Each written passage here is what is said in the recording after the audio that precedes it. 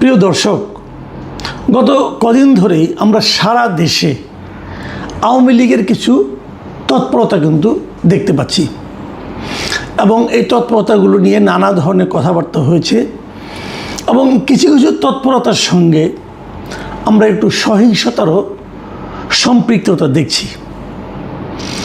প্রশ্ন হচ্ছে যে আওয়ামী লীগের এই তৎপরতা, যে দলটাকে সরকারিভাবে রাজনৈতিক কর্মকাণ্ড এখন যাদের স্থগিত রাখা হয়েছে, যাদেরকে আন্তর্জাতিক অপরাধ ট্রাইব্যুনালে যাদের বিচার করা হবে বলে জানানো হয়েছে, সেই দলটার এই যে তৎপরতা, যা নাকি নিষিদ্ধ কার্যক্রম হিসেবে বিবেচিত হচ্ছে, যারা জয় বাংলা স্লোগান দিচ্ছেন তাদেরকে ধরে নিয়ে যাওয়া হচ্ছে, আওয়ামী লীগের পতাকা উত্তোলন করা যাচ্ছে না কোথাও, এই যখন অবস্থা, তখন তার মধ্যেও আওয়ামী লীগের যে এই কর্মকাণ্ড, বিভিন্ন রকম ঝটিকা মিছিল, এগুলিকে সরকার আসলে কীভাবে হ্যান্ডেল করবে? জুন মাসের 23 তারিখে আওয়ামী লীগের প্রতিষ্ঠা বার্ষিকী ছিল, সেখানেও আমরা দেখেছি সরকার সেটাকে নিয়ে নানা রকম প্রস্তুতিমূলক ব্যবস্থা নিয়েছে, যা নাকি সরকারের দুর্বলতাকেই সারা দুনিয়ার কাছে প্রকাশ করে দিয়েছে। অনেকেই বলছিলেন যে আওয়ামী লীগ কীভাবে রাজনীতিতে আবার ফিরে আসবে, আওয়ামী লীগ কি আবার ফিরে আসতে পারবে? যদি আওয়ামী লীগ ফিরে আসে তাহলে সেটা কি তাদের যে বর্তমান নেতৃত্ব, শেখ হাসিনার যে নেতৃত্ব, তাকে নিয়েই ফিরে আসবে? এর মধ্যে আবার শেখ হাসিনার একটা ঘোষণাও ছিল, তো উনি জানিয়েছেন যে উনি এই বছরের মধ্যে দেশে ফিরছেন। সেটাও কিন্তু আমাদের দেশে রাজনীতির ক্ষেত্রে এক ধরনের নতুন অস্থিরতার জন্ম দিতে পারে বলে কেউ কেউ বলেছেন। তো এর মধ্যে জুলাই এসে গেল। জুলাই আন্দোলনের সময় যারা জড়িত ছিলেন এর সঙ্গে এবং যারা নিজেদেরকে সেই জুলাই আন্দোলনের সিপাহসালার বা সোল এজেন্ট হিসেবে দাবি করছেন, তাদেরও নানা রকম তৎপরতা আমরা দেখতে পেলাম। তারা সারা দেশে পদযাত্রা করবে, কোথাও কোথাও করতে যে নানা ধরনের অপ্রীতিকর ঘটনাও কিন্তু হচ্ছে। এর মধ্যে যে কথাটা আমার কাছে আজকের এই আলোচনার জন্য আমি এই বিষয়টা আলোচনা করছি, যে বিষয়টা নিয়ে, সেই বিষয়টা কথাটা উল্লেখ করতে হয়। সেটা হলো যে আজকে প্রধানমন্ত্রীর যিনি উপদেষ্টা আছেন ডক্টর জাহেদ-উর-রহমান, তিনি একটা কথা বলেছেন, খুব গুরুত্বপূর্ণ কথা কিন্তু। সেটা হলো তিনি বলেছেন যে আওয়ামী লীগের নেতা কর্মীদের উদ্দেশ্যে বলেছেন যে তারা যে বিভিন্ন রকম মিছিল করছে, এ প্রসঙ্গে উনি বলেছেন যে তারা যেন রাষ্ট্রের আইন মেনে চলেন। এই কথাটা কিন্তু আমিও বহুবার বলেছি, যে আইনের মাধ্যমে আওয়ামী লীগের রাজনৈতিক কর্মকাণ্ডকে স্থগিত করা হয়েছে, সেই আইনটাকে আমি ব্যক্তিগতভাবে এবং আমার ধারণা আরও অনেকেই একটা কালো আইন বলবেন। মজার ব্যাপার হলো এই কালো আইনটা কিন্তু আওয়ামী লীগেরই তৈরি করা, নিজের আইনেই আওয়ামী লীগ ফেসেছে। আমি মনে করি এই ধরনের আইন থাকা উচিত না, কিন্তু সেই আইনটা আওয়ামী লীগ বিরোধী দলকে দমন করার জন্য তৈরি করেছিল এবং সেই আইনটা এখন আওয়ামী লীগের বিরুদ্ধে অন্তর্বর্তীকালীন সরকার প্রথমবার ব্যবহার করেছে এবং এই সরকার বিএনপি সরকার অন্তর্বর্তীকালীন সরকারের সেই ব্যবহারকে আইনগত বৈধতা দিয়েছে এবং তারাও সেটাই করছে। তো জাহেদুর রহমান সাহেব বলেছেন আওয়ামী লীগের নেতাকর্মীদের উদ্দেশ্যে যে তারা যেন রাষ্ট্রের আইন মেনে চলেন। এটুকু বলে ঠিক আছে। তারপরে উনি আরও কিছু কথা বলেছেন যেগুলো নাকি আওয়ামী লীগের নেতাকর্মীর জন্য খুবই গুরুত্বপূর্ণ বলে আমি মনে করি। তিনি কি বলেছেন আমি আপনাদেরকে হুবহু পড়ে শোনাচ্ছি। তিনি বলেছেন, এখন পর্যন্ত তাদের কর্মকাণ্ড নিষিদ্ধ আছে, তারা একটু অপেক্ষা করুন। কথাটা খেয়াল করেন যে এখন পর্যন্ত তাদের কর্মকাণ্ড নিষিদ্ধ আছে, তো তারা একটু অপেক্ষা করুন। অপেক্ষা করার পর কি আর নিষিদ্ধ থাকবে না? বিষয়টা কিন্তু আপনি একভাবে ভাবেন, শোনার চেষ্টা করেন যে এখন পর্যন্ত নিষিদ্ধ আছে, এখন পর্যন্ত, তো আরেকটু অপেক্ষা করতে হবে, তারপরে নিষিদ্ধ নাও থাকতে পারে। হ্যাঁ, কিভাবে না থাকতে পারে সেটা উনি জানিয়েছেন। উনি জানিয়েছেন যে আন্তর্জাতিক অপরাধ ট্রাইব্যুনালে আওয়ামী লীগেরকে নিষিদ্ধ করা হবে কি হবে না, আওয়ামী লীগের ব্যাপারে যে মামলাটা হয়েছে সেই মামলার বিষয়ে তদন্ত চলছে এবং সেই তদন্তের পর বিচার হবে। বিচারে যদি দেখা যায় যে আওয়ামী লীগ নিষিদ্ধ করা দরকার, তাহলে নিষিদ্ধ হবে এবং এই হওয়া না হওয়াটা পুরোপুরি আদালতের এখতিয়ার। আদালত সব পক্ষকে শুনে সিদ্ধান্ত নেবে। এখন এটা খুব ভালো কথা, কিন্তু এখন আমার কথাটা হলো এক জায়গায়, সেটা হলো আদালত যে সব পক্ষের কথা শুনে সিদ্ধান্ত নেবে, তাহলে আওয়ামী লীগের পক্ষে কথা বলবে কে?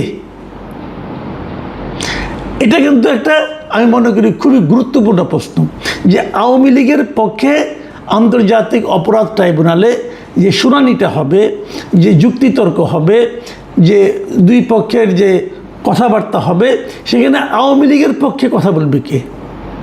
বিএনপির কোনো উকিল, অথবা জামাতের কোনো উকিল, নাকি এনসিপির কোনো উকিল? তিন দলেরই সমর্থক উকিল আছেন।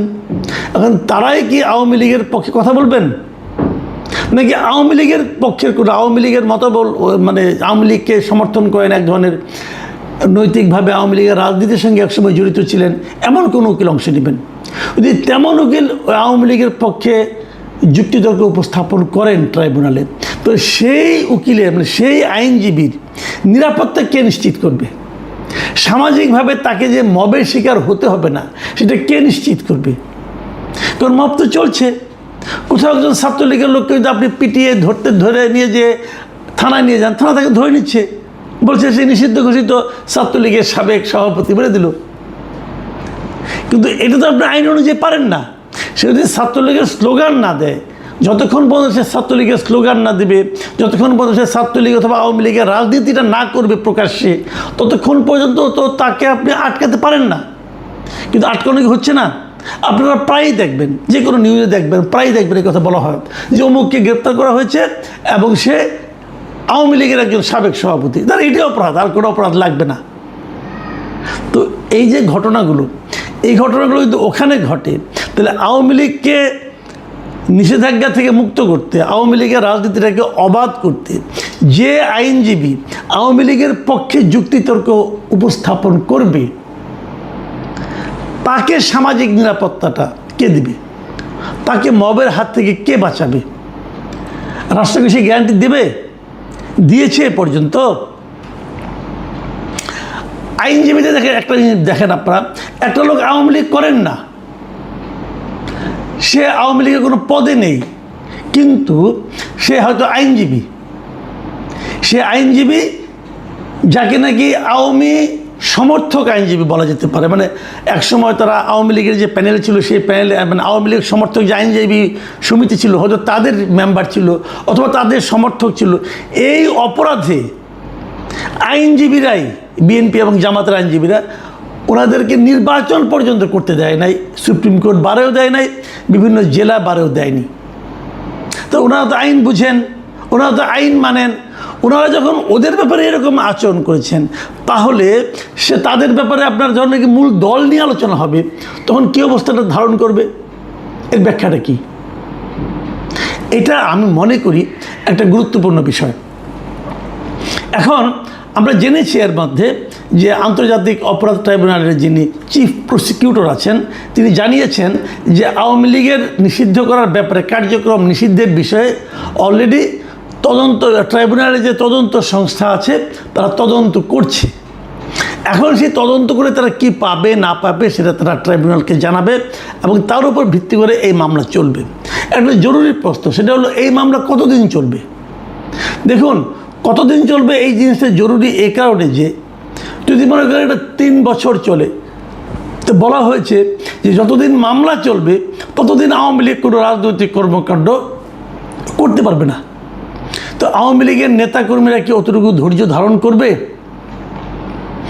যেভাবে জাহিদুর রহমান বলছেন একটু অপেক্ষা করেন, সেই একটুটা কি 3 বছর নাকি 4 বছর?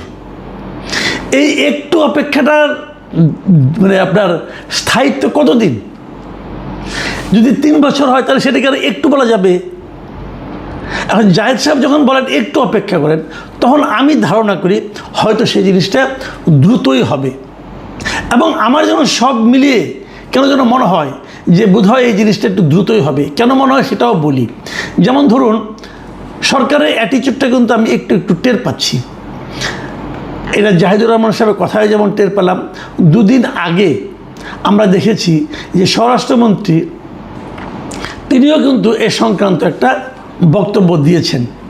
যেমন উনি যে জুলাই জাতীয় সম্মেলন যেটা হয়েছিল কদিন আগে চীনমৈত্রী সম্মেলন কেন্দ্রে, সেখানে উনি বলেছিলেন যে রাজনৈতিক দল হিসেবে আওয়ামী লীগের বিচার দাবি করেছি আমরা, অন্যরাও দাবি করেছেন, তদন্ত হচ্ছে, ইনশাল্লাহ খুব শিগগির রাজনৈতিক দল হিসেবে তাদেরকে বিচারের কাঠগড়ায় নিয়ে যাওয়া হবে। খুব ইতিবাচক দিক, কিন্তু বিচার মানেই কিন্তু ফাঁসি না। বিচার মানে অনেক সময় বিচারের মাধ্যমে অনেক সময় বেকসুর খালাসও পেয়ে যায়।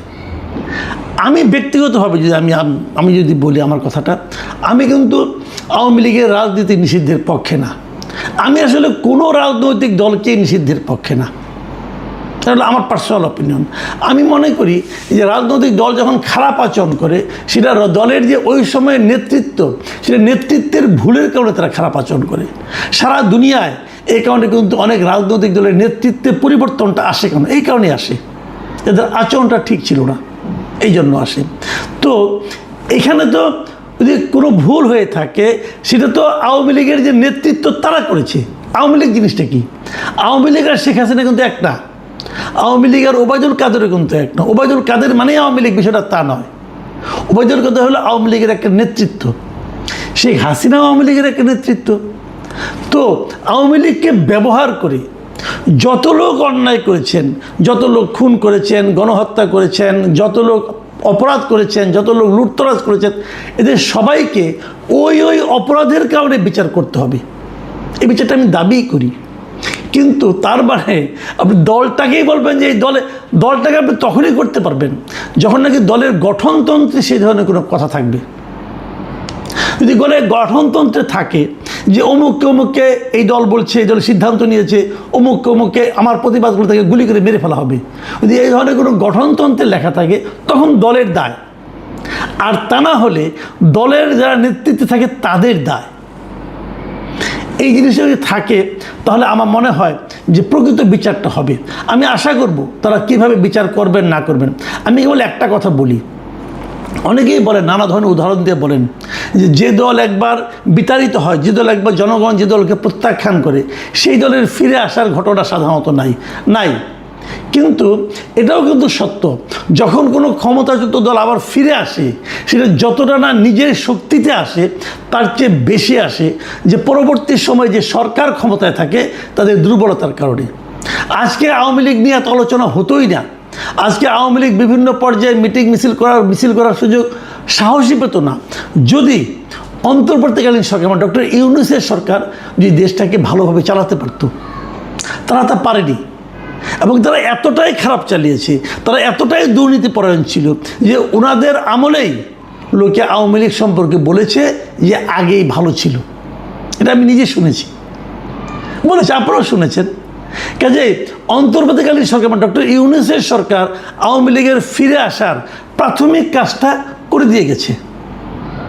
এখন বর্তমান সরকার যদি সুশাসন কায়েম করতে পারে, মানুষের অর্থনৈতিক অবস্থার একটা সমাধান করতে পারে, ভালো করতে পারে, মানুষ যদি স্বস্তিতে থাকে, মানুষের মনে করেন যে বিদ্যুৎ, তেল, গ্যাস এটসেট্রা এগুলি মানে দ্রব্যমূল্য এগুলির ব্যাপারে মানুষ যদি স্বস্তিতে থাকে, যদি মুদ্রাস্ফীতি কমে, মূল্যস্ফীতি কমে, যদি এগুলো হয়, তাহলে দেখবেন এই সমস্ত ঝটিকা মিছিল সরকারকে বিব্রত করতে পারবে না। আর যদি ওগুলি হয়, যদি এগুলি বাড়তে থাকে, তাহলে আওয়ামী লীগ ফিরে আসার ব্যাপারটা দাবিটা অনেক জোরালো হয়ে যাবে। আমি জানি না সরকার কিভাবে হ্যান্ডেল করবে, অথবা এমনও তো হতে পারে সরকার নিজেই চায় যে আওয়ামী লীগ চলে আসুক, হতেও পারে। কারণ তারা যদি মনে করে যে সেটা গণতান্ত্রিক প্রক্রিয়া চালু রাখবে, সেক্ষেত্রে তারা যদি ভাবে এই বিশাল জনসমর্থনে একটা দলকে বাইরে রেখে গণতন্ত্র কায়েম করা যাবে না, যদি তারা এভাবে ভাবে, তাহলে তো আওয়ামী লীগের প্রত্যাবর্তনটা অবধারিত। প্রিয় দর্শক, আমার কাছে মনে হয়েছে সরকারের বিভিন্ন কর্তা ব্যক্তিদের কথা শুনে যে সরকার হয়তো এই পথে অগ্রসর হচ্ছে। এখন এ পর্যন্তই।